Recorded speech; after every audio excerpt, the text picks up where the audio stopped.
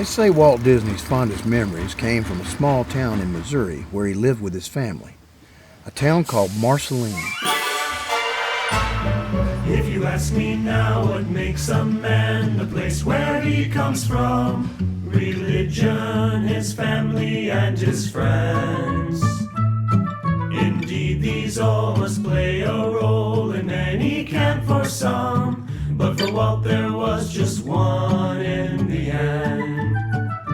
Marceline, Marceline, where the best of dreamers dream. Though you've given me your best, I must be headed west. Though I owe so much to you, I must do as dreamers do. My city, my queen, Marceline.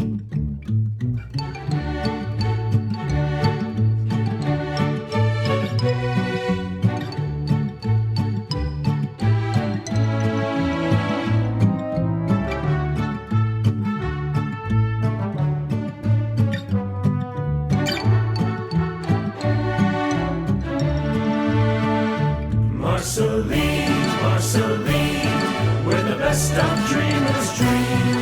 Though you've given me your best, I must be headed west. Though I owe so much to you, I must do as dreamers do. My city, my queen, Marceline.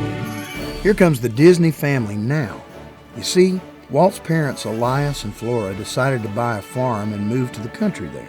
They didn't feel safe in Chicago anymore. It was the place where Walt was born, but the turn of the century brought with it a rise in crime. This boy, named after the family's local pastor, was unlike anyone America had ever seen. They just didn't know it yet. And Flora and Elias certainly didn't know it. But moving their family to this little town in Missouri would change American history. Flora! Hey, first and foremost, let's give thanks to God for getting us here safe. Amen. Amen. Roy, go to the luggage cart, get our bags and trunks. Walt, I need you to go find Mr. Kaufman, his horse and buggy. Flora, can you get some water from my canteen, please? Walt! Walter! Walter! No one could have imagined that what Walt was seeing would end up being such a big inspiration to him later in life. Walt's eyes had just witnessed their first glimpse at what really was Main Street, USA. Wow. Walter! Yes, sir. Sorry, sir. Yes, sir. Are you ready to see the farm? Yes, sir. All right, my absent-minded son. Try to keep up with Roy.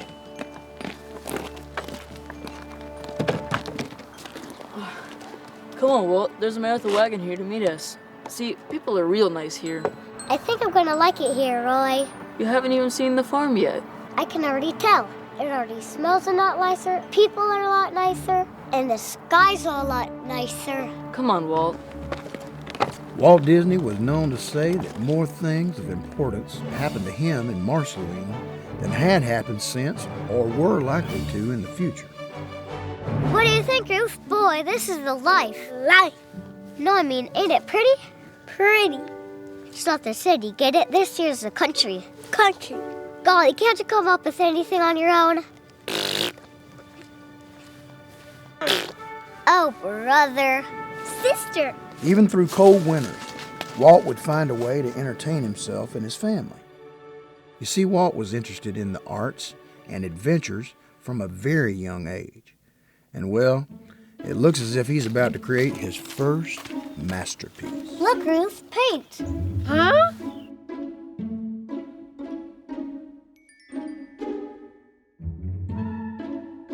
Uh-oh. Don't worry, Ruth. It comes off. It's just paint. All we need now is paintbrushes.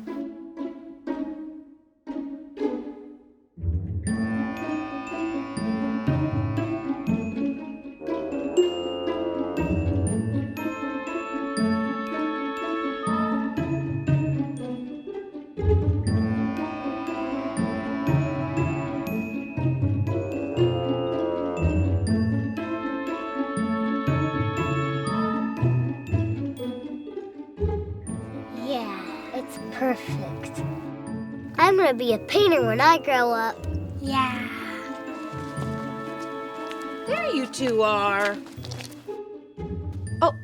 Oh my goodness, what have you done? We've been painting, Mama. It's called art. Painting! This is tar, Walter. It isn't paint. It doesn't come off. You've ruined the new house. Ruth, go inside now. Now, Walt, she doesn't know any better, but you should. I'm sorry, Mama. It was there, and I just figured. Well, sorry isn't gonna take the pitch off the side of my house now, is it? I thought you would like it. We made it for you, like real-life painters. Real painters use real paint, Walt. I'm sorry. I thought... Oh, Walt. Oof, what am I gonna do with you? Your imagination is just bursting at the seams. I can paint the rest of the house so it match. I think it'll kind of look nice. Don't you dare. Now, Walter, I know you didn't mean anything by it, but you're gonna have to be punished. I can't let you go around getting away with things like this. You understand. I'm sorry, Mama. I'm so sorry. Please don't punish Ruth. It was my fault, not hers. I told her it will wash off. I thought it was like real paint. Well, you can paint the fence to make up for it. How's that? Okay, Mama. With real paint this time. Just like Tom Sawyer. Walt had a big heart for a little kid, and it was filled with dreams. Why, he even found a dreaming tree in Marceline. It was his own special place where he could sit and imagine all sorts of magical things. He would return to this spot throughout his adult life for reflection, prayer, and of course, to be inspired. He was proud of that tree and the dreams that came from it. And if the dreaming tree wasn't working out for Walt's awake dreaming, it sure came in handy as a spot for some real dreaming, like the sleeping kind. Walter, wake up and see what Auntie Margaret's brought you. Auntie Margaret, is that you? No, just a dream, silly. If you're just a dream, haven't you brought me something I've been dreaming about? Am I not present enough? I suppose. Walt, that's why you're my favorite nephew. Honest as the day you were born. Of course I have presents for you. Look. A new tablet, new art supplies, the whole lot? All of it. All for me? Yes, be my guest. Help yourself. Oh, thank you, Auntie, thank you. You can thank me by drawing me a picture, Walt. You are such a grand artist. I'm going to see your work in a museum one day. Well, today I promised Doc Sherwood that I'd draw Rupert. Who's Rupert? His horse. I suppose you have to start somewhere. Maybe afterwards you could draw a picture for me too? But only if you have all your chores done first, all right? Right after I get done with Rupert. Look, there he is now, Doc. Well, run along. Thank you, Aunt Margaret. Did I just get snubbed for a horse?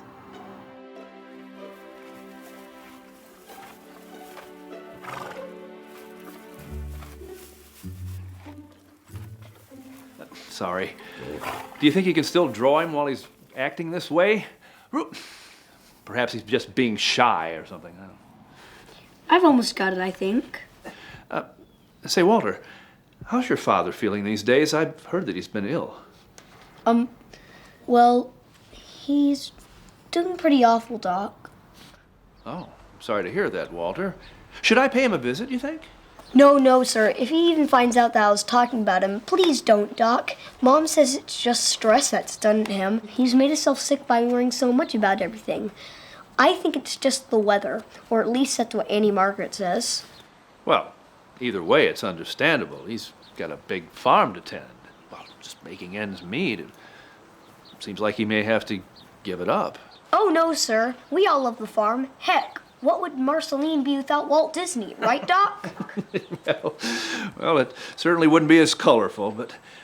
Well, as much as Rupert and I would hate to see you go, well, sometimes in life you have to give up things you love. It just makes sense to move on. I'm not going anywhere, Doc. This here's my home. Well, home is where the heart is, as they say, Walter. Well, my heart is in Marceline. Well, I know that, Walter. I know, but, well, perhaps you should begin to think about... Excuse me, sir. I hate to be short with you, but I've got other pictures to get to. Here we go. All done.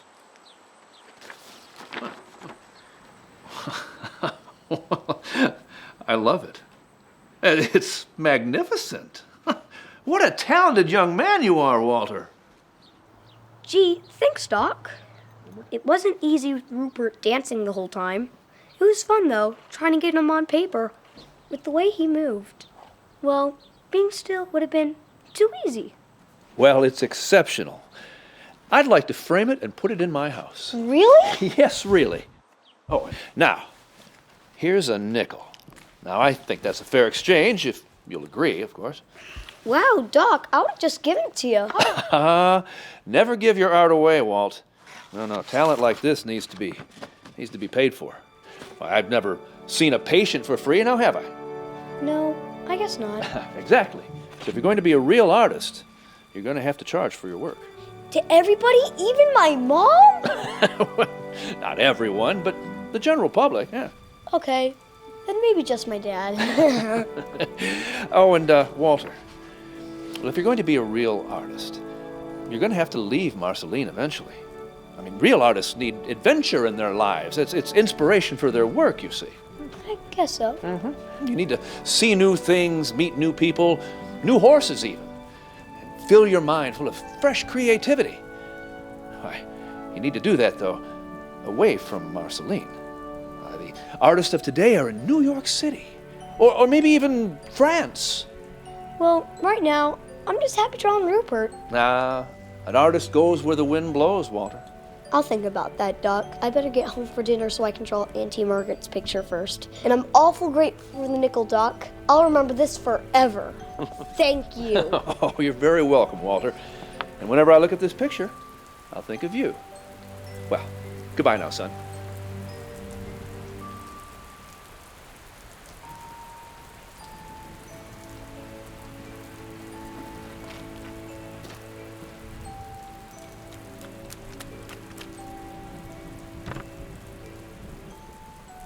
Well, the young artist returns. Look, Auntie Margaret, I made a whole nickel. I sold my first artwork. Of a horse? Yeah, and it kept dancing around like it was doing the foxtrot, too.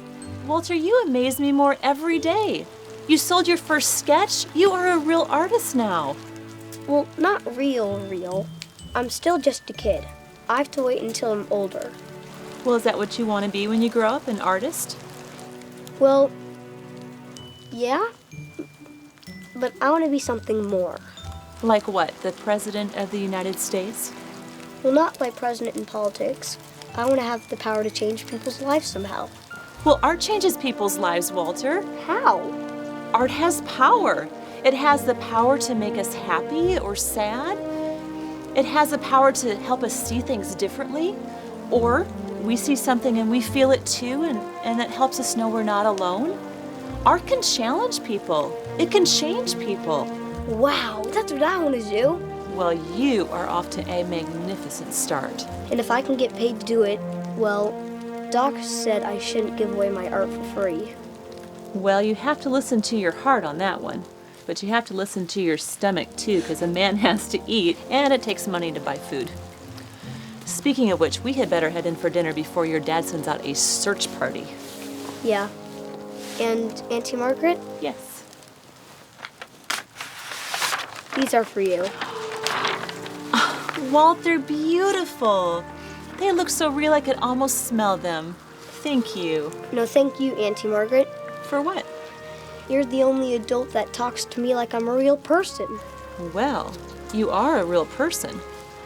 I think. I mean, aren't you? Of course I am. You know what I mean, I Auntie know Margaret. what you mean. We are kindred spirits. Yes, kindred spirits. And if there was another adult Walt enjoyed being around as much as his Auntie Margaret, it was his Uncle Mike, the steam train engineer. Ever since he took that first train ride when he arrived at the station in Marceline, he was hooked.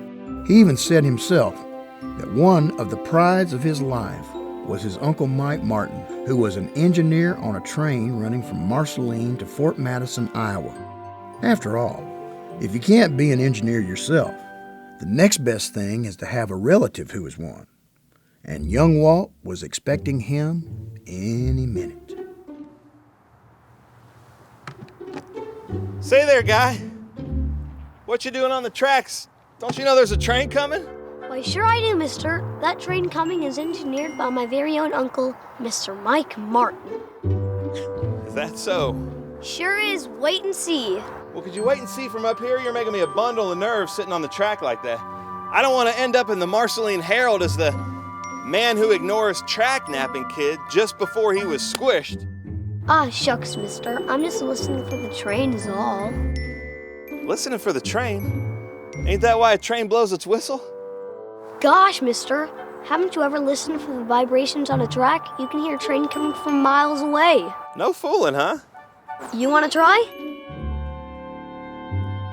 Well, golly, you aren't afraid, are you? Who, me? No, I'm not afraid. Been meaning to brush up on my train vibration studies.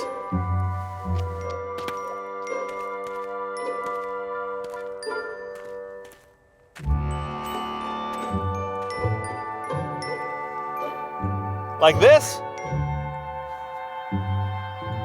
I don't hear anything. Patience is a virtue.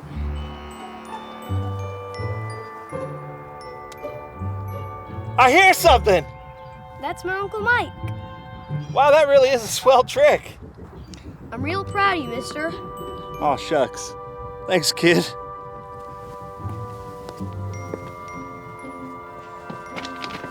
Now I'll always know if the trains are running on time. Mister? What's that, kid? You might want to skedaddle.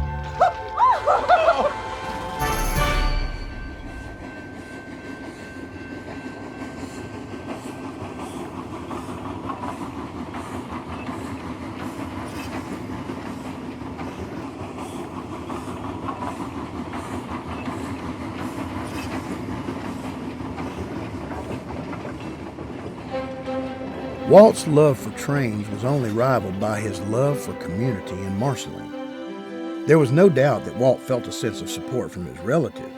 His father, Elias, may not have ever fully understood his son, but he would reluctantly support Walt.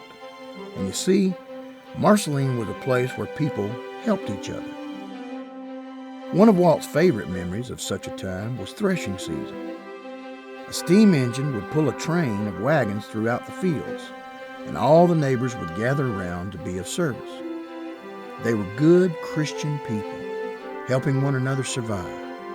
As Walt would later put it, I believe firmly in the efficacy of religion, in its powerful influence on a person's whole life.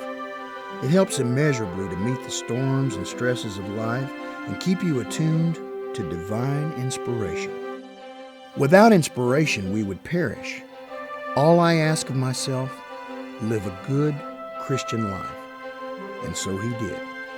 He learned a lot about how to live, about his own character, all from Marceline and the people that lived there. And he would keep those qualities in his heart to forever be a part of him. Walt sure wished that things never had to change. He wished it more than anything. But he knew Doc Sherwood was right. Sometimes you have to give things up. And as much as he didn't want to, he could tell that change was coming. And he knew their life in Marceline couldn't last forever, except for in his heart, of course.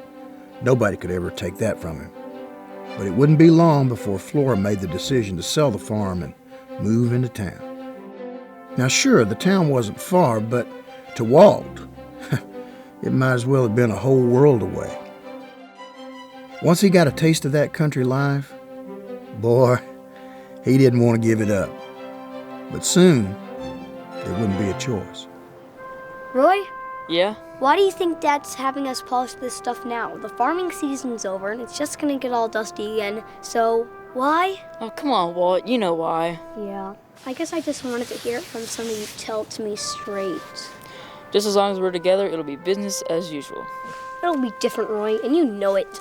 Gosh, I'm only trying to cheer you up, and I meant it. Most of it, anyway. We may not be here on the farm, but we'll still have each other. It's just time to move on is all. But the whole world's ahead of us. It's time to get off this farm. You want to leave Marceline? Doesn't anything make you feel better, Walt? Walter, what's this I hear about you feeling bad? I just don't want... You don't what? He wants to stay. I can't blame him. Boys, I'm sorry, but in this household, we gotta go wherever we can make the better life for ourselves, not wherever we can draw the best barn cat. Now, how's the polishing coming? It'll be a fate worse than death if this isn't ready for the auction tomorrow. Auction? Tomorrow? Yeah, auction. What'd you think, we're gonna pull this stuff behind the wagon?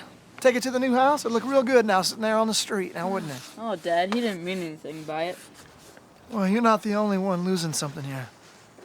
I've worked hard for this. All of this. We know you did, Dad. Boys, make yourself useful. Go into town, hang these signs up, and I'll work even harder cleaning up the farm equipment. Here, you're finished. Well, we can do both, Dad. No, just get it done. Go into town and get it done. We'll be back.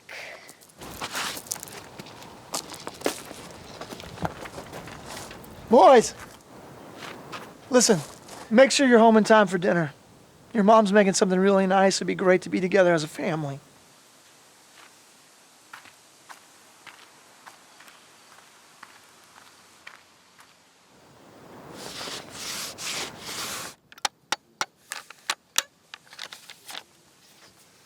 We're all hurting in our own way.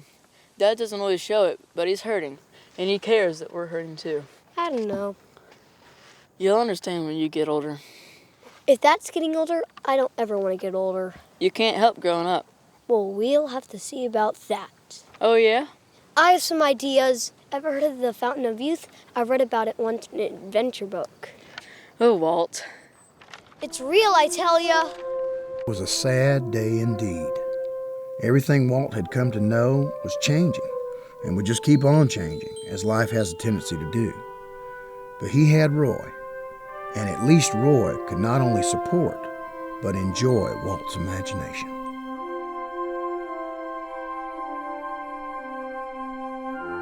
The family moved into a small house in town where Elias could get better while Walt, Roy, and Ruth would finish school. Walt actually enjoyed that house. It was cozy, and the family was always together. That he could get used to. School was probably the only thing that remained the same. Even Marceline was changing. The streets were paved now, there were automobiles, a big old movie theater, and just before the family left, there were real electric streetlights. Walt's small town had become a city within itself. You see, nothing is really immune to change. But in Walt's heart, it was. He would always remember Marceline in his own way. Years later, in a meeting, he spoke of it fondly, saying, "That's what it is, a feeling of freedom with the animals and the characters that live out there. That's what you experience when you go out into the country. You escape the everyday world, the strife and the struggle. You get out where everything is free and beautiful." And so it remained to him. And he held on to that dream, that place where he once lived, that he would never forget, especially when the Disney family left Marceline for good. When Elias was well enough, they were off to Kansas City. Another adventure.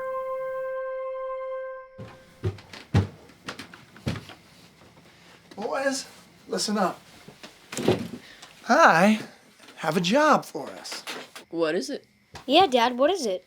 Well, it's a paper route. A paper route? That's a kid's job. It's anybody's job as long as it pays money, Walter. What's it pay? That's more like it, my industrious. On this job, it pays $3 a customer. How many customers? 650. On foot? Yes, on foot. How many blocks? 20 square blocks. Say, Dad, I don't want to gum up the works here or nothing, but I can't carry a third of 650 papers. I don't even know what that is, and I'm sure I can't carry it. Well, that's why I got us carts, Walter. So how much will we get paid? You, Roy, will be making a stipend. Walt here will be making an allowance. And I'll be investing Walter's allowance for him. Say, what do you mean investment? That's not money. It's better than money for you, Walt. Trust me. Well, that's an interesting idea, Dad, but I'd rather take the money instead, please. Walter. Well, I'm sure you would, Walter, but that's not going to happen. You will listen to what I'm going to say. I will be investing the money. I don't need you wasting all this money on frivolous things like toys and candy and art supplies. But No buts. Listen, we start at 3:30 in the morning. But I have school. Well, then you better get up in time to get your paper route finished before school starts. You're going to go hungry. But I... No more buts. Lights out. 3:30 in the morning. 3:30. Gosh, if it wasn't bad enough that he's making me work with no pay, to add to insult and injury, he compared my art supplies to candies and toys. Oh, come on. You'd probably use your money to buy more shares of the Ozell Company.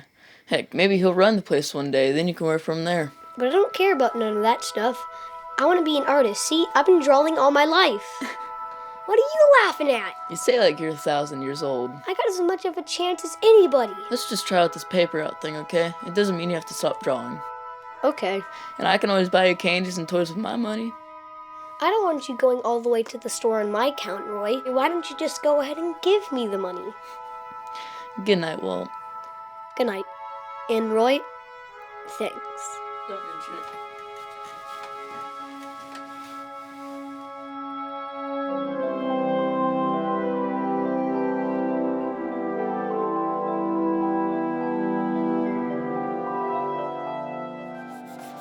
That's where you should be working. Are you Walt's pop? Yes, I'm Elias Disney. Very pleased to meet you, sir. Very pleased. I'm Bert Hudson. I own the joint. Walt is an extremely talented kid. Just look at all the people lined up to see his latest masterpiece. Yeah, I see.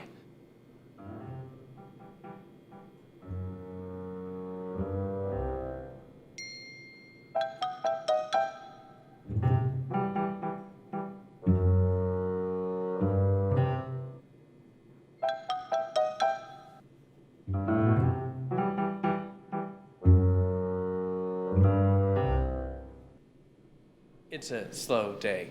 Well, he should be working. Oh, don't worry about that, Mr. Disney. I pay him all right. He gets a free haircut with every picture, and when he doesn't need a trim, I pay him 15 cents for each work of art. 15 cents? Oh, you betcha. I frame him right here. I can't get him to draw fast enough. Your son is a hit. A hit? Walter, why didn't you tell me about this? I meant to. I just didn't get the chance yet. Well, he certainly wasn't hiding it out of shame. This is the kind of thing a parent boasts and beams about. Your son is a star in this neighborhood. All finished, Bert. Hope you like it. Oh, it's a beaut, Walt. One of your finest. See you in a couple days to draw another? The people keep asking for him. Sure, Bert. If it's okay with my dad. Sure, Walt. As long as you deliver your papers on time. Of course. Mr. Hudson, he'll be back. Well, nice to meet you, Mr. Disney. We'll see you soon, Walt. See ya. Show me this drawing.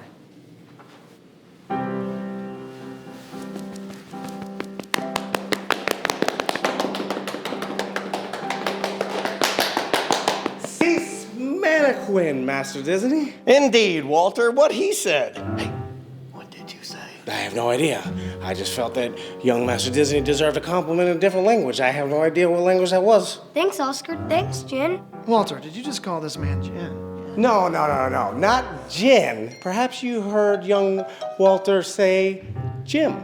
Or Tim. Or Tom. Although Gin would be best. I think so, but only if it was the tiniest drop in a tall glass of tonic water being sipped in front of a super Bella. Fragile, mystic, especially all ferocious. Walt Disney. Illustration. Exactly, nothing better. See, young Master Disney, your work is unfit for plain old words. Someday, people will stare at your work and just not have words. So they'll invent them, or you will, because you're that good. Walter, please don't encourage him. Oh, we don't need any encouragement. We've got enough motivational oomph. Yes, we've got enough motivational oomph of our own, just like Walt here. Motivational oomph. I like the sound of that. See, just being around you makes people more oompful. Okay, excuse us, guys. We have to go. Don't you have something else to do? Why ruin a momentous time? I'm sorry, sir. I don't think you understand. We've known young Master Disney since the beginning. I don't think you understand. I am young Master Walt's father, and I need to speak with him by myself, if you don't mind. Father, huh? I guess that kind of trumps our standing with Walter now, doesn't it? Well, we'll always be outside that window looking at your art, unless nature calls. Or unless we're looking at your art in a museum. But it would be his museum, of course, the Disney Museum. He wouldn't share it with anyone. Walter, you are a true vision artistarian. Au revoir, young Master Disney. Here, I made a drawing for you. Thanks, young Master Disney. Well, do you guys like it? Yeah, we like it. I could have done better.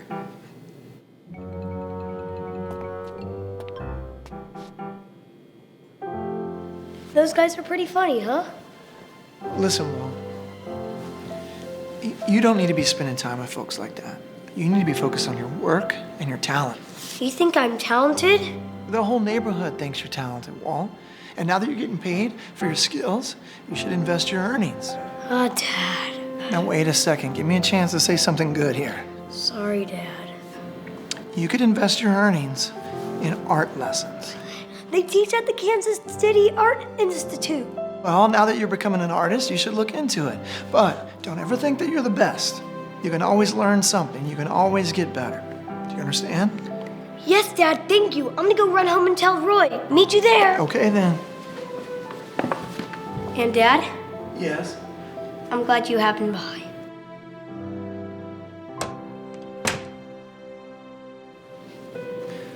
Me too, son. Me too.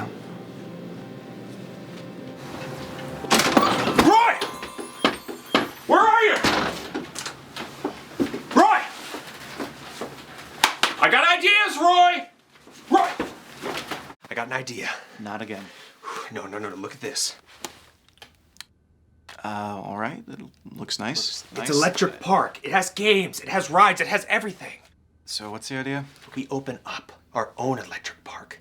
Okay? Forget about going to Chicago with Mom and Dad. Actually, well, I've been meaning to talk to you about something. No. Look. This place is pretty great, you know. It has stage shows, log rides, a lot of lights, but it's missing something.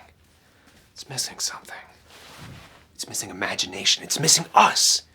I drew it all out right here. We can open up our own park. A Disney park.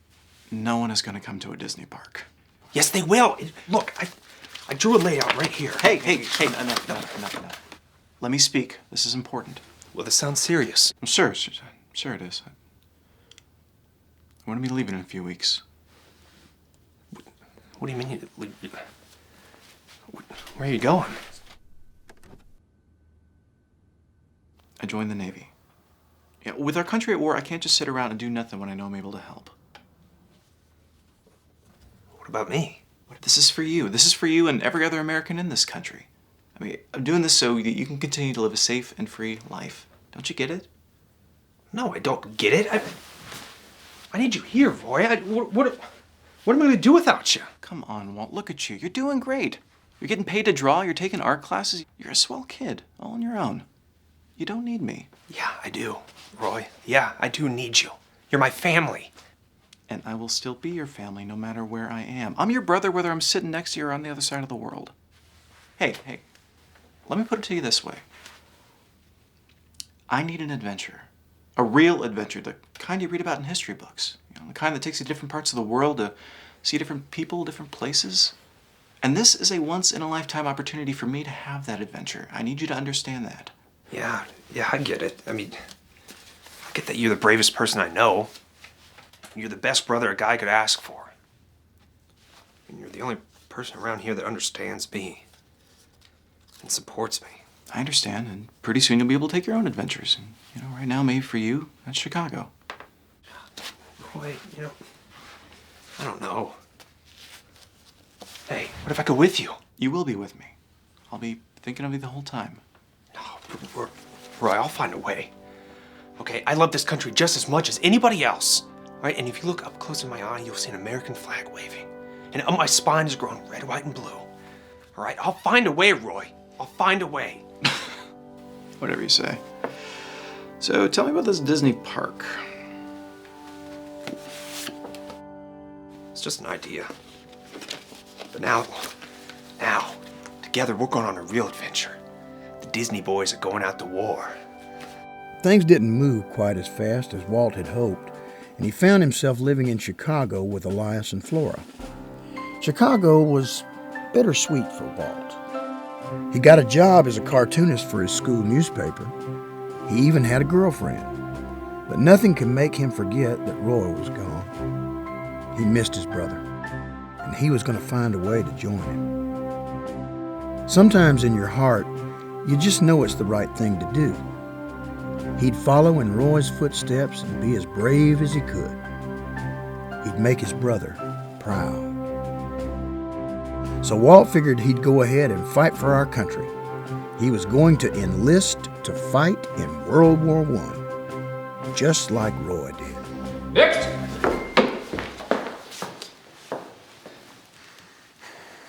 Mr. Disney. The United States Army thanks you for your gumption and your courage in approaching the recruitment office today. But Of course, sir. I mean, it's my duty as an American. Mr. Disney! Yes, sir. At ease, Mr. Disney. Listen, kid, you're 16 years old. Under the selective service law, I can't take you unless you're 18. Got it?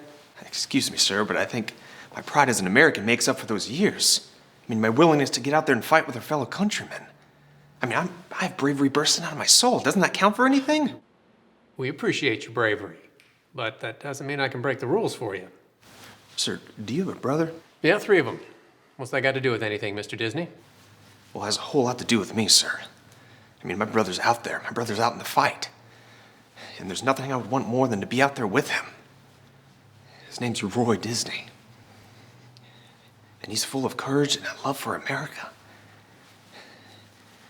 And I have as much pride for him as this country. I mean, I just want to get out there and show him. Surely you understand that. I do understand.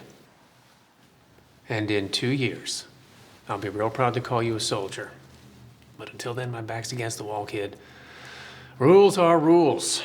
I'm sure you can understand that. Yes, sir. Next!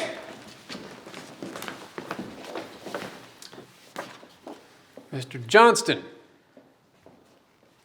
You gonna shave? Now, Walt Disney never took no for an answer. There was this new agency called the Red Cross that helped people. And they were fixing to send some men abroad to help out with the war. And wouldn't you know it? Well, you only had to be 17 years old. Sure, Walt was only 16, but he figured he could squeak by with a little bit of his artistic talent. But when Flora and Elias caught wind of it, well, they were none too happy. How could you do this, Walt? You were just going to sneak off and not tell us anything? You don't have respect enough for your mother and I to tell us your plans. I didn't think you'd let me go. It's for our country. It's like what Roy's doing. And you wanted to march off without even saying goodbye, Walt? March off to death? Did you know that, Walt? You could die out there. I can't believe you were just going to march off and die and not tell your mother and I anything, not even a letter. I'm sorry. It's... all I'm thinking about is Roy and being brave like him. Well, you're not Roy. Roy can take care of himself out there. Roy has respected my plans for this family all along. He has proven himself to me, Walt. You will never be Roy. You're a different son. You're the dreamer. And Walt, dreamers, they don't fight. I won't have it. I don't want to fight. I want to help. And if you just sign this paper, I can be a member of the Red Cross. I can be a part of the relief effort. Look, I want to aid our country and protect our liberties as Americans. Don't you understand that? No, I don't. I do. Excuse me? If we don't sign, he'll just find some other way to go and sneak off. At least this way we can say goodbye to him and have a proper send-off. His mind is set.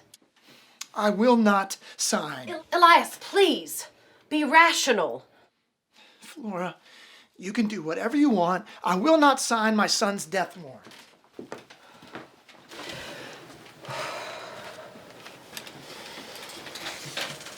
Sorry, Mom, I should have told you. Yes. Yes, you should have. But even if you did, your father wouldn't have allowed it. Still, it would have been the respectful thing to do.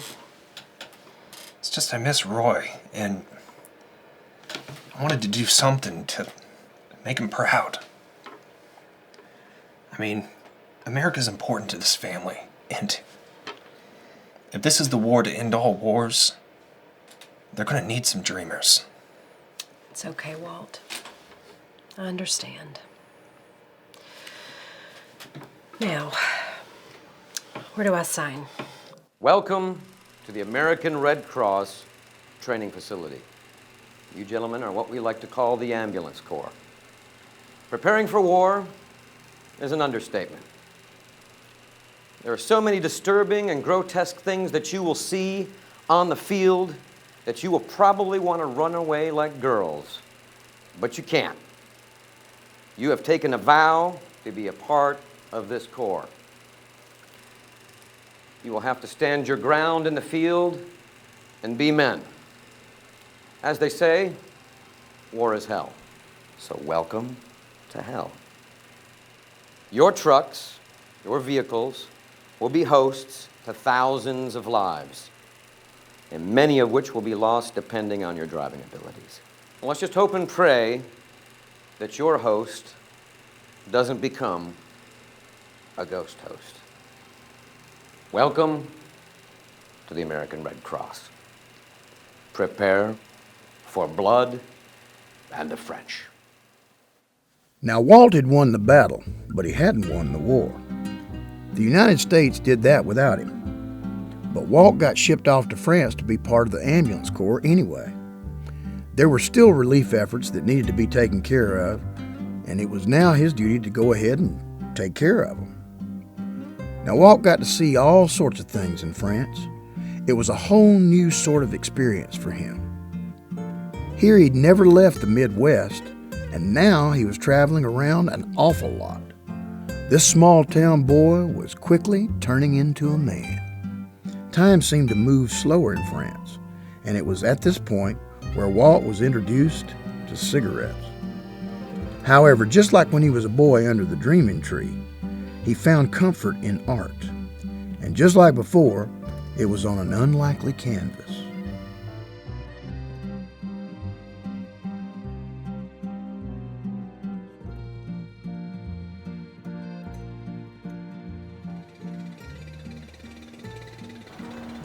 Hey, seen any action today? Nope, not today. Not yesterday, not even the day before that. Guess our instructor was right. If boredom is what they mean by hell, war is hell.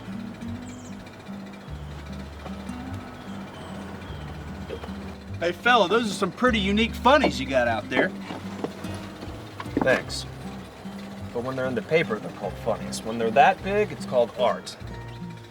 Wow, art. Do you mind if I show my buddy? Never minded a bit of publicity in my life. Sure.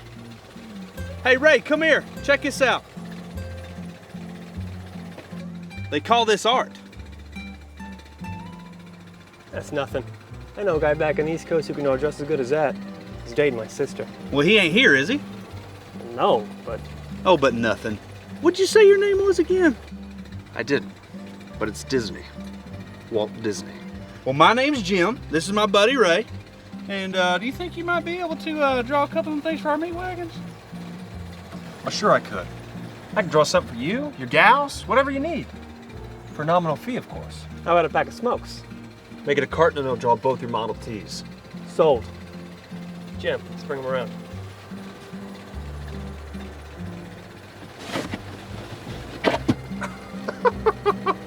Doc Sherwood was right so many years ago. Walt needed to see the world. And just like he predicted, France was where much of his art was perfected. But by the time Walt returned home to Kansas City, he was a chain smoker. So naturally, he needed a job to pay for his newfound habit.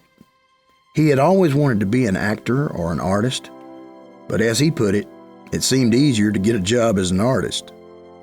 Walt was crushed. And who better to turn to for advice? Why, Big Brother Roy, of course. Roy had been working at a bank, and Walt rushed right on down to tell his sad tale. A co-worker of Roy's knew about some fellows who ran a commercial art shop called Pestman Rubin, and they were looking to hire an apprentice. Roy got Walt an interview, and boy, Walt could have kissed him. Roy! I love you, brother mine! Hey, okay, you're welcome, all right? Just show up to the interview with your best portfolio, so I'm gonna knock their socks off you. You'll do the trick, okay? I know you will. Roy O. Disney, you are the best brother in the whole world! You are the best bank teller in the whole world! It was a pleasure, and you have great staff, and this bank just... He's an artist. But not only did Walt land the gig at Pestman Rubin, but at a whopping $50 a month. He always went after his own dreams, the dreams he'd had ever since his Auntie Margaret had given him his first art supplies, and she was just the woman Walt wanted to tell about it.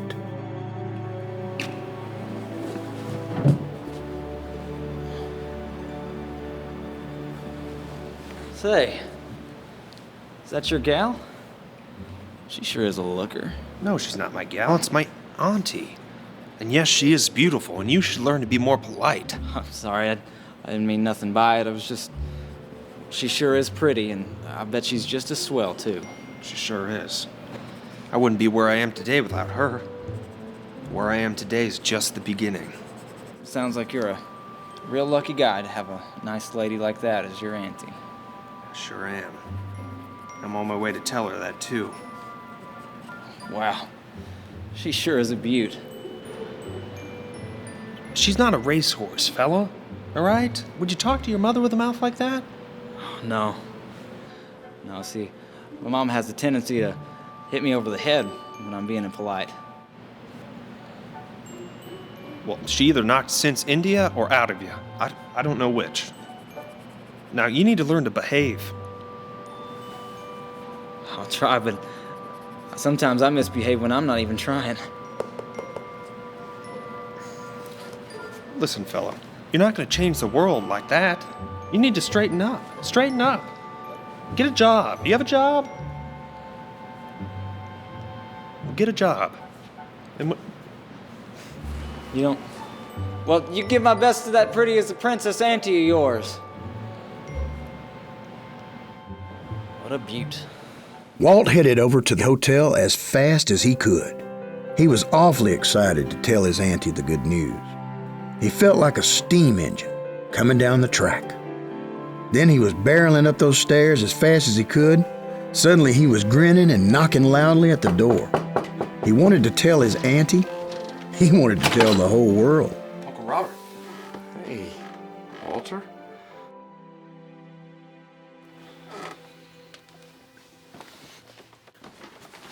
Auntie, you're never going to believe it.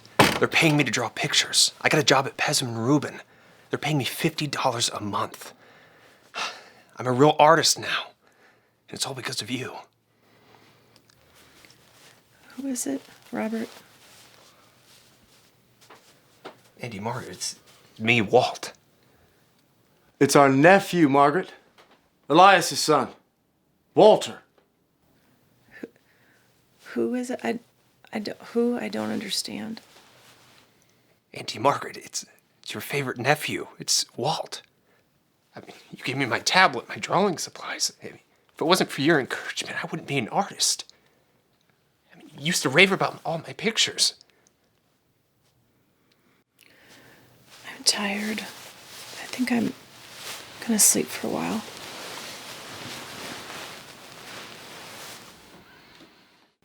I'm sorry, Walt. Margaret isn't feeling well. Perhaps you should come back another day. I don't understand.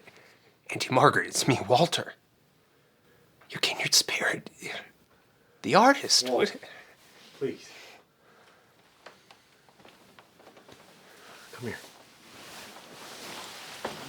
Margaret is really sick now. The doctor says that she's fighting off pneumonia. Now, she's been getting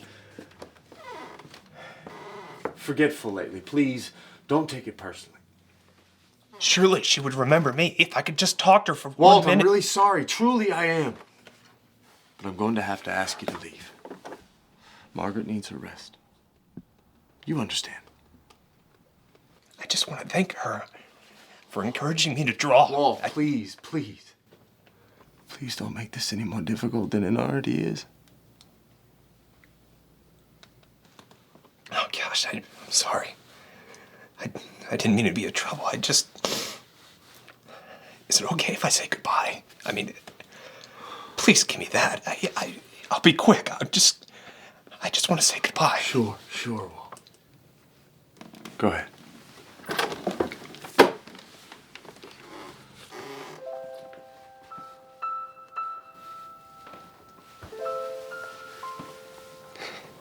Thank you.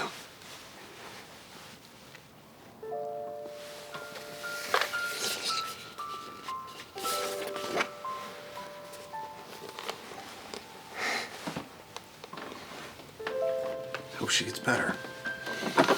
It's good seeing you. It's good to see you too, Walter. Give my best to Alive. Who is that, Robert? No one, dear. No one.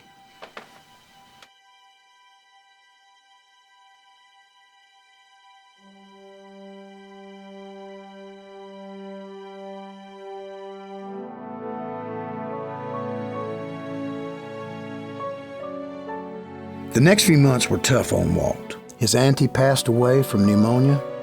He never really got to convey to her just how grateful he was. He never got to feel her old enthusiasm about his talent, the enthusiasm that gave him the confidence to pursue his dreams in the first place. And he lost his job at Pesman Rubin due to downsizing. Things were looking pretty bleak for Walt, but he didn't lose faith. He knew he had a God-given talent, and it was meant for something special. Elias was right. He was the dreamer, and dreamers never quit. Hey, Walt, it's me, the donut-eating champion of Pesman Rubin. Ub Iwerks. Shuffleboard co-captain. I'm old buddy, old pal. Come to offer me my job back? I gotta say, I got a lot of prospects on the horizon. No, I got kicked out on my rear too. That's why I came by. Thought maybe you had something, anything. I gotta support my mother, and she's not the most gentle mother, if you know what I mean. So I didn't know if you had something. I'm desperate, Walt. Desperate, I tell ya. I didn't know if maybe with your connections with your brother Roy, if you had something. Anything. To be honest, Hub, I don't have much going on myself. Come on, Walt. If anybody can think of something, it's you. You're a thinker. I've got your number. You've got one of the greatest minds in all the world. If you just put your mind to it, you'll think of something. All right, calm down. You're gonna wake the neighbors. It's daylight, Walt. Some of them take naps, but I can't think with you being a big bundle of nerves. Now give me a second to think about it. Right. Sorry. If I just let you think, then we can come up with something. Think. A minute. All right, a minute. Right.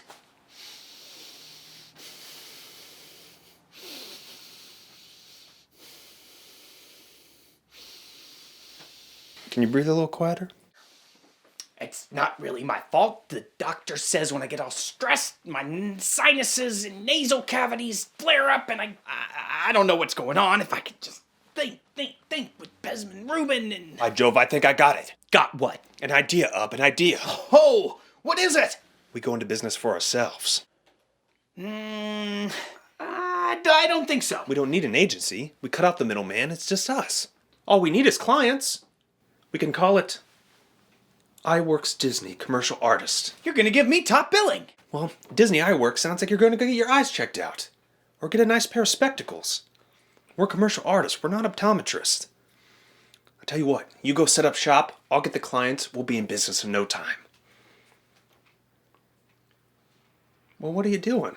Get going! Right. Yes, sir, Mr. Disney, sir. Walt, sir. Walt Disney, sir. Now, Walt and Ub weren't doing too bad at all. Walt did the sales pitches and got enough clients to afford them their own office and plenty of profit. The Iwerks Disney Commercial Artist Company was in business all right. Well, for a little while anyway. You see, Walt got a job as an animation cartoonist at the Kansas City Slide Company, and he left Ub in charge of their company. Ub wasn't much of a take-charge kind of guy. Things went downhill pretty fast. And soon enough, Ub was asking Walt if he could get a job at the Kansas City Slide Company too. So that was the end of the iWorks Disney Commercial Artist Company and the beginning of learning a new kind of drawing, animation.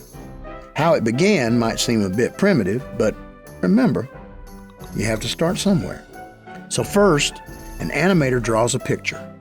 Then they cut out whatever parts are going to move. And they tack those movable pieces onto a board with a little pin. Snap a picture, move the piece a tiny bit, pin it again, snap a picture, move the piece again. Well, you get the picture. Now this is how they ran the animation department where Walt worked at the Kansas City Slide Company. But he'd heard of a new kind of animation, cell animation. It was a whole lot more creative, a whole lot more inventive, a whole lot more Walt Disney. Wow, like we done with the place. Roy, I'm gonna make magic in here. I borrowed this camera from Mr. Cogger, and I'm gonna be making cell animation. It's the hottest thing out in New York right now. It's gonna revolutionize the way animated films are made. Well, it's not what Elias had in mind when he built this garage, but I'm sure he'd be impressed to see him making moving pictures in here. Yeah. I'm on Roy. I can feel it. It's so modern and exciting. And I'm good at it, Roy. I'm good at it. No, you're good at it. You're good at anything but your mind to, but can you make something out of this? I mean, if you can make some money at this, some real money, you should open a business. Roy, old brother of mine, you're talking to somebody who's already procured himself an interview with the king of Kansas City showbiz. Frank Newman? Yeah, Frank L. Newman, the owner of the Newman Theater on Main Street, seating 1,000 seats in Italian Renaissance style. I illustrated their programs when I worked at Pess and Rubin, so I already had an in. I told them about the laughgrams me and the fellows were working on, and they liked the idea. Said Mr. Newman would love to see him. And what's a laughogram, exactly? Well, you know how before a movie begins, they show a few minutes of a newsreel? Yeah, sure. Well, it's just like that, but with moving cartoons. Okay, just imagine like a commentary on something that's happening in the city. You know how everybody complains about the transportation being so slow? Well, we show a lady sitting there, waiting for our trolley, and the next thing you know, a flower's growing up around her hosiery. Yeah? Well, here, show me. All right, you only have to paint the background once, okay? Anything that moves is put on the forefront of a transparent celluloid. But if only one character's talking and the other's standing still, you only have to move one character. And then you just use a stationary cell for the other. Here, let me show you.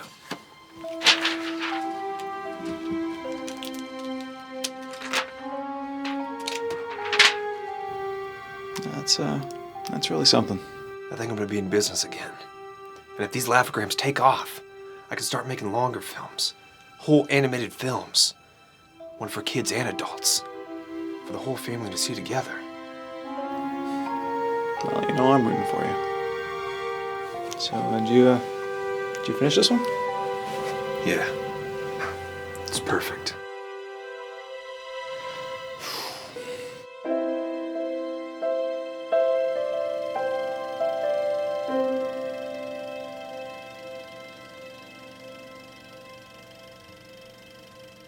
Now, these are the bee's knees, Mr. Disney. I mean it. Say, we could do one where bees have knees. That would be a laugh, wouldn't it be? Ain't that the truth? Ain't that the truth? Well, I love them. Love them? Yeah, I love them. Gotta have them. Gotta have them. Right here, right now. That's what you come here for, ain't it? Yes, sir. Yeah, it is. Now, tell me how much you want for these here laughograms. Are they going to be too expensive to produce, or can I buy them from you? Oh, gosh. Are you telling me that you came to a business meeting and you don't have a sales pitch? What is this, your first time around the block, kid? No. Of course not. It's just I have a frog in my throat. That's it. Well, you tell him to jump on out here and give me a price. I ain't got all day. 30 cents a foot. Deal. Come on, I'll check on it. Mr. Disney, I believe that this is going to be the beginning of a beautiful relationship. Sure is, sir. Sure is. And thanks for watching this and giving me the time to... Kid, to show I ain't you. got all day. Save your mush for your gal and move on up. Yes, sir. Sorry, sir. This is not the military. My name's Mr. Newman. The door's over there. Right, yeah. Thanks, Mr. Newman! Enough already. Get out of here before I change my offer. Now, Walt left that meeting with Mr. Newman feeling like $1 million. Until he realized he wasn't going to make any money on the deal. He was so excited to have sold his laughograms to the king of Kansas City showbiz that he forgot to figure in his profit on the pricing. Oh well, Walt wasn't discouraged. He had a new office space for he and the fellas, pardon me, his employee, to work out of. Plus, they'd gone out and gotten a Model T to ride around in and drum up business. They even already had a few clients and investors trickling in. Enough that Walt felt inspired.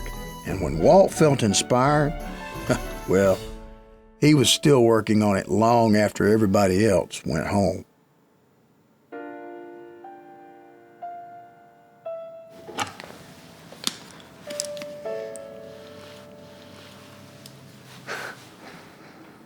Why, hello there. You know there's a cat that prowls around these parts, right? But don't worry, if you stay with me, I'll keep you safe. Just as long as I feed you, huh? Well, I didn't know I was talking to a business mouse. Well, I'm happy to have the company. You know, since we're newly acquainted friends, I should probably tell you, I'm gonna change the world. It all starts right here. I know a lot of people say that, but, you know, I'm gonna do it. I'm gonna do it. Go ahead and finish that. I got work to do.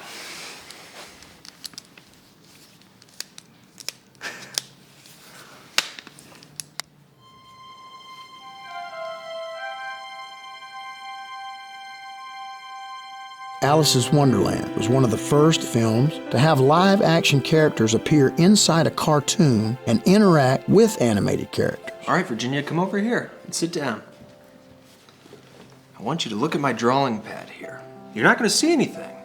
I want you to imagine. You have an imagination, right? Yes, sir. You sure? Yes. It's not broken or anything, is it? No, sir, I was imagining last night for today, and I was supposed to be sleeping, but my mother got mad. Oh, well, I hope we meet your expectations. So, Virginia, for this scene, I want you to look at my drawing pad and imagine that there's a doghouse, okay? Okay. There's this scuffle going on inside, okay? And the dog keeps getting thrown out. By who? Well, at the end, you find out that there's a cat living inside.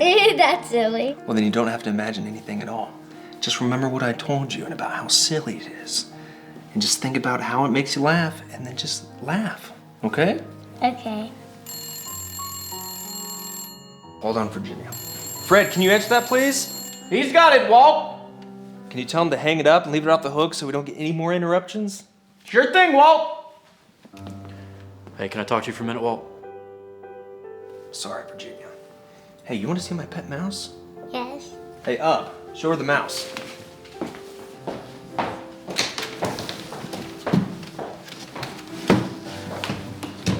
Where'd it go? I think it's over here.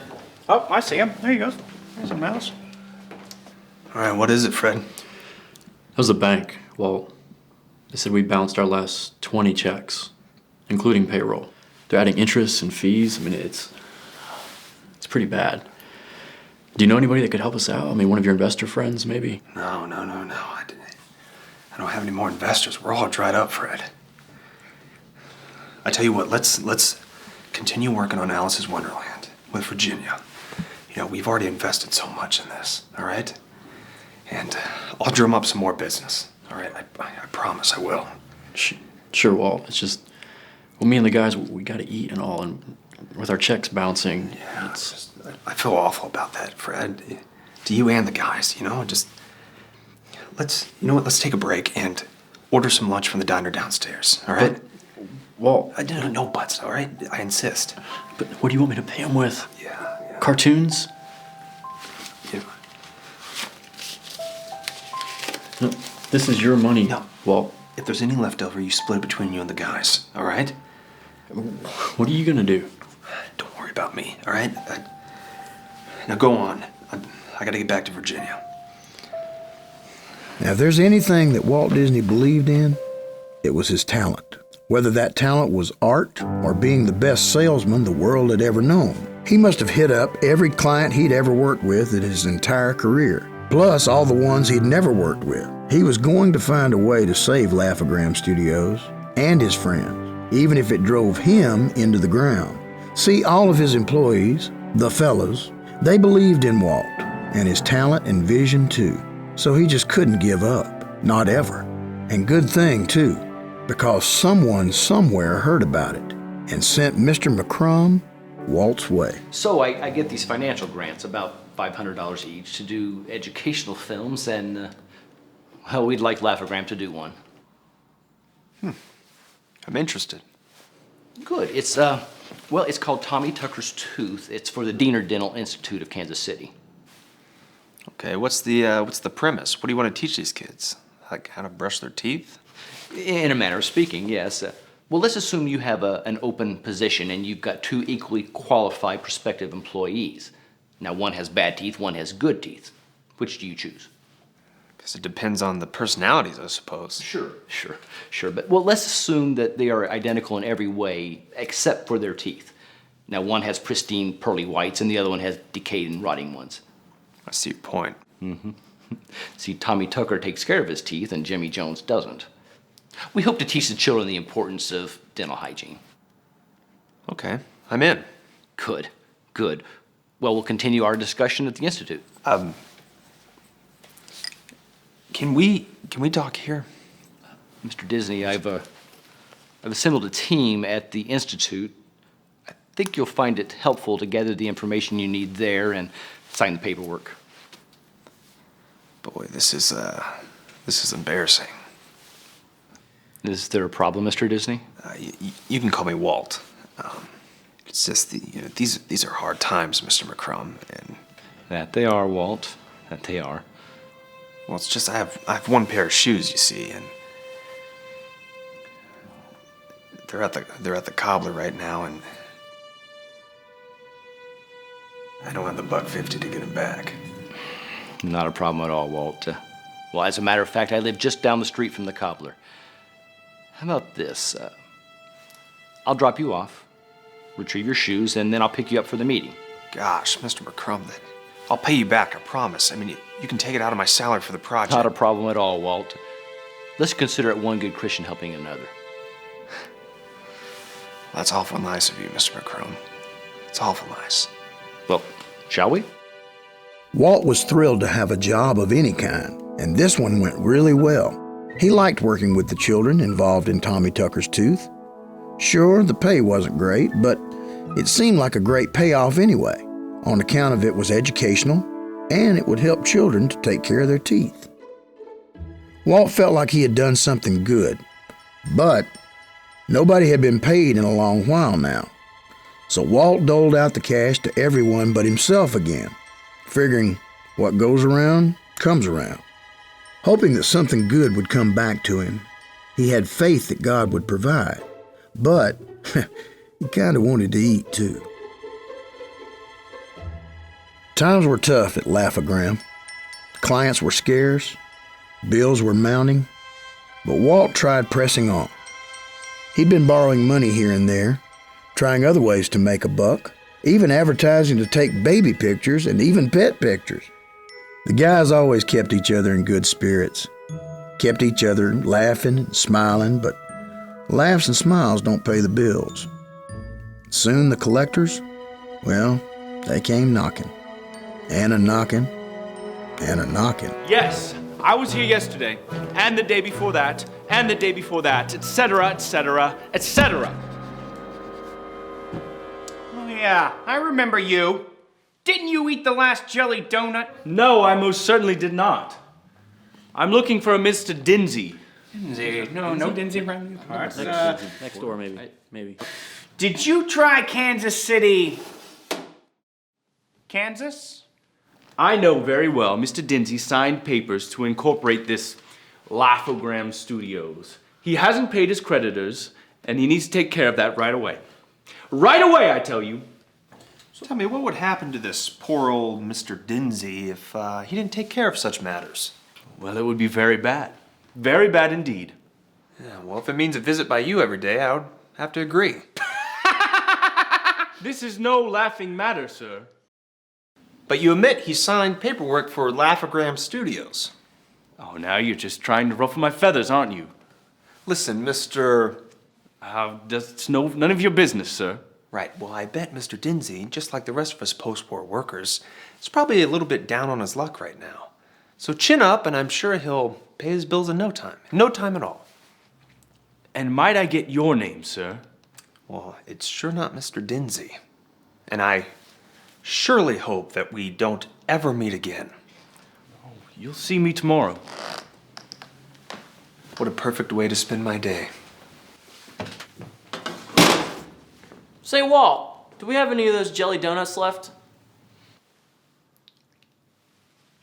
What? Did Ubi eat them again? So you are, in fact, Mr. Dinsey. No. Mr. Disney. If you're gonna say it right. The Laughogram studio business was going downhill fast.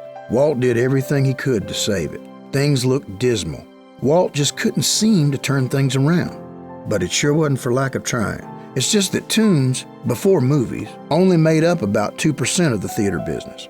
That finished Mr. Newman's dealings with Walt. But the roughest thing to face wasn't the possibility of losing Laughogram Studios. It was the possibility of losing his brother.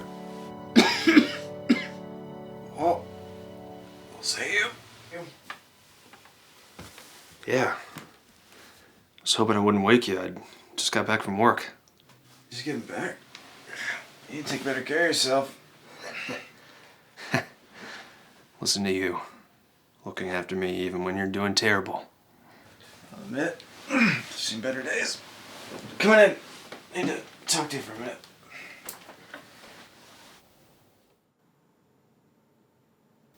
You know, I'm leaving tomorrow, don't you? Doc says warmer climate be better for me. Yeah, I forgot tuberculosis in the war. These Missouri winters haven't exactly been too kind to me. Yeah. I thought I'd see more of you before I left. I've just been working, you know. It's okay, Walt. You don't have to be afraid. Afraid of what? Afraid I'm gonna die? Don't say that, Roy. If it's my time, then by the grace of God, I'll go. I'm not scared. Well, I'm scared, you know? I mean, I don't know what I'd do without you. I can't lose you, Roy. I just can't. You're the only one around who understands me, and maybe I'm selfish, but I'm not ready. I'm not. I'm not gonna say goodbye. I am always going to be with you, even through life and death. You can talk to me anytime you want. When you're scared or need advice or support. I'm not going to leave you. Maybe here if that's what the good Lord has planned, but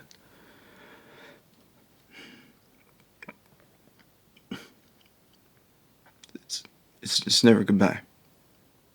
Not really.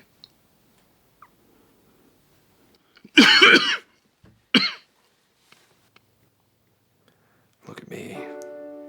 Looking to you for some kind of solace when you're the one in need. Get some rest. I want you to get better. I'm working on it. Been praying on it every day. Me too. Good night, Roy. Good night, Walt.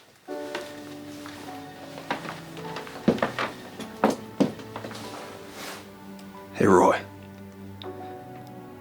Just in case I don't get to see you. You know I love you, right? Love you too.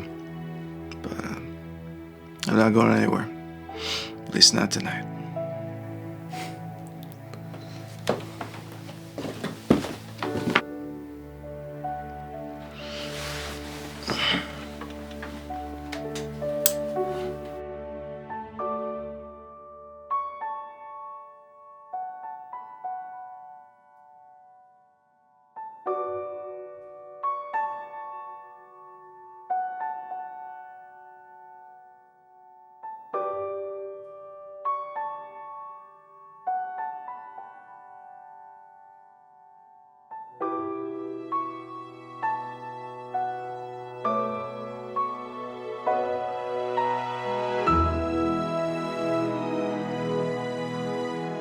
After Roy left for a warmer climate, the rest of the family followed suit. Walt had never known a time when he hadn't been surrounded by family, but for the first time in his life, he felt entirely alone. He felt lost. Just when he needed the support of his family the most, they had all left. It was the saddest time. Walt was always the innovator, and Ub the artist. Maybe that's why he never gave up. He just couldn't. His mind never ran out of ideas. But he did run out of money. Walt, you okay? Oh, way up. Yeah. Just working on the Alice film. You want to help? Wish I could, Walt. I've got a job. I just came by on my lunch break and thought I could tell you in person. I'm resigning. I'm really sorry, Walt, but I need the money. You understand, don't you? It's okay. I understand. You're living here, Walt? Sleeping here, yeah. Spend most of my time here anyway. Is anybody else working here? No, just me. And, my friend here.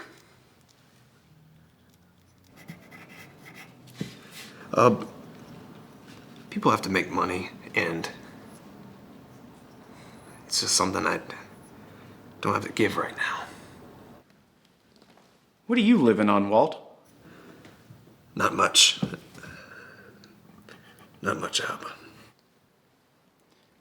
How's Roy doing? Has he gotten any better? Yeah, he's getting better. Well enough to badger me about how to run things around here. He thinks I should file for bankruptcy and move out to California. Animation's bigger out there and says there's a real market for it. But I made a commitment with the Alice film, and I think I'm gonna try to finish it. I think you should listen to your brother, Walt. Hey, I've got to get back. What's that for? I just want you to have something to eat.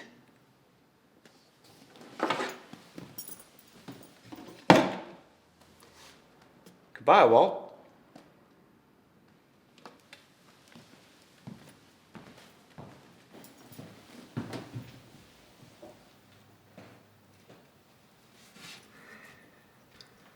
Goodbye, Hub.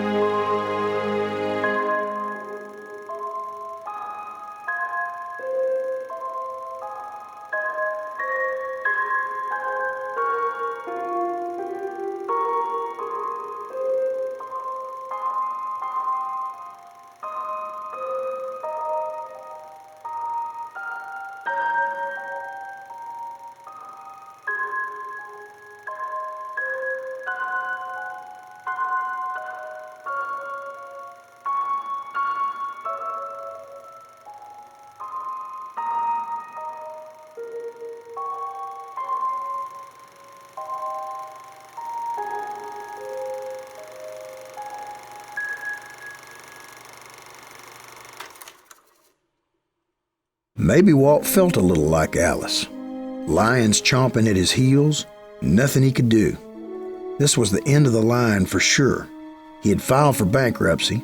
He pawned his camera so he could buy a train ticket to California to be with Roy, to start again.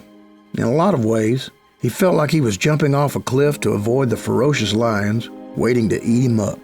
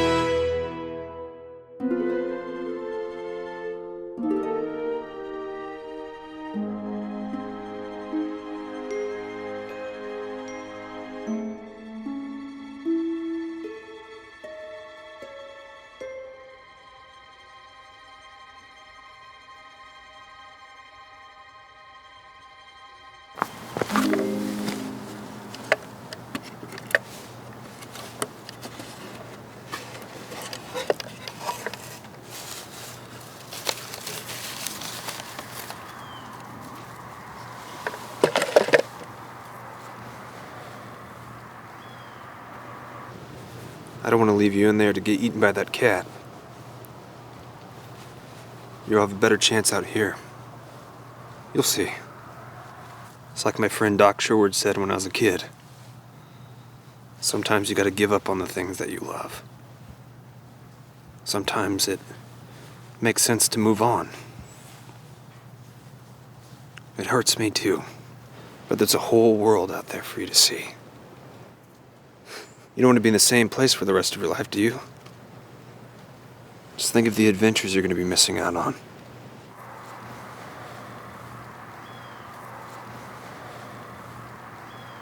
It's time to go for the both of us.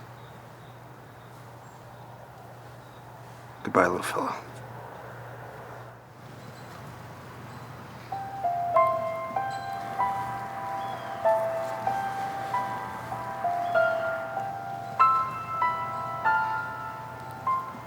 See you real soon.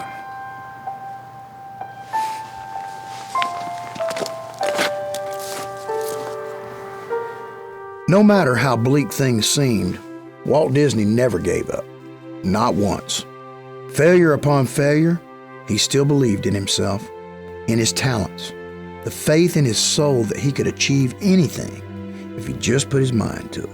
After all he'd been through, he still went on towards life's next adventure, and thank goodness he did. He went on to become someone so special, so innovative, so remarkable. Walt Disney went on to become a pioneer in the art of entertainment, spreading joy throughout the world, creating magnificent dreams in the minds of children everywhere, filling hearts with happiness, while without this man, the world would have a lot less smiles. You see, dreamers never quit. Dreamers do.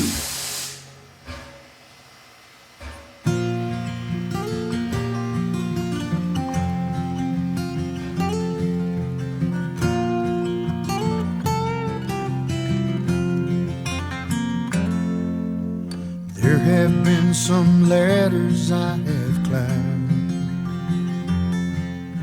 to try to reach a dream I've had in mind. As I scaled them rung by rung through the songs that I've sung, I've tried to bring some happiness to you, 'cause that's what dreamers do. The struggles that I've had along the way have only made me stronger day by day. And even though it wasn't easy, Never doubted I'd pull through, 'cause that's what dreamers do. A dream can be like thunder from the clouds. It echoes through the canyons, strong and loud. And it can chase away a dark sky when a ray of hope shines through. So in a dreamer's eyes, the gray skies are always blue. That's what dreamers do. Whoa, that's what dreamers do. I'd forever journey time and space. Simply put a smile upon your face. And even if it took a lifetime just to make that wish come true, that's what dreams do. A dream can be like thunder from the clouds. It echoes through the canyons, strong and loud. It can chase away a dark sky when a ray of hope shines through. So in a dreamer's eyes, the gray skies are always blue. That's what dreamers do.